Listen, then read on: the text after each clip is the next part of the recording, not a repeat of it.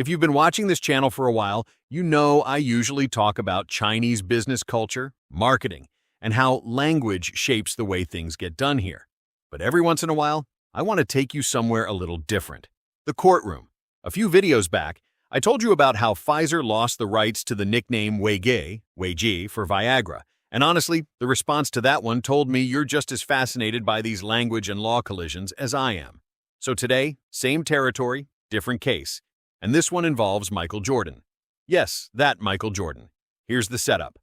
Back in the late 1990s and early 2000s, a Chinese sportswear company started using the name Qiaodan for its shoes and apparel. If you say that name out loud, it sounds exactly like Jordan. That's not a coincidence. It's the standard way Chinese speakers transliterate the name. The company, called Qiaodan Sports, didn't stop there. They also registered his son's names and even his old jersey number 23. Now, here's the part that trips up a lot of foreign brands and public figures. China runs on what's called a first-to-file trademark system. It doesn't matter who used a name first in the real world or who's actually famous for it. What matters legally is who filed the paperwork first. And Qiaodan Sports filed years before Michael Jordan's legal team ever formally objected. Jordan didn't take legal action until 2012, when he filed to cancel the trademarks. By then, Qiaodan Sports had been operating under that name for over a decade, building actual retail stores, actual brand recognition, actual market share, all under a name that sounded exactly like his. The early court rulings did not go well for him. Lower Chinese courts sided with Qiaodan Sports, and their reasoning is worth sitting with for a second.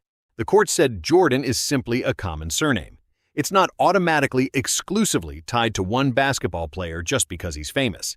Millions of people in the world are named Jordan. Why should this one company be barred from using a common name in Chinese?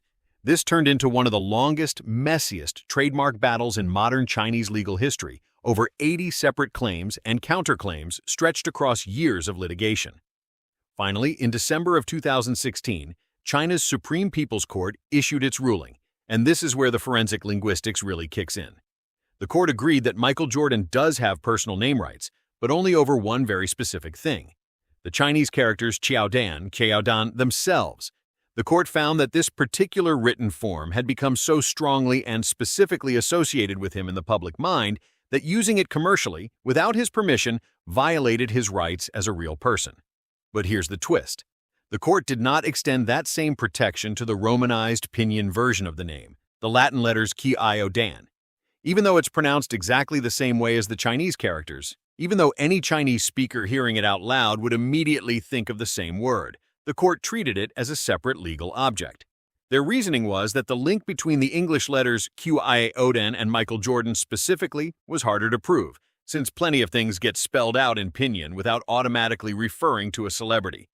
Think about what that actually means. Two versions of the exact same sound, one written in Chinese characters, one written in the Latin alphabet, and Chinese law treated them as two entirely different marks with two entirely different legal outcomes. Same pronunciation, same meaning to anyone listening, completely different verdict.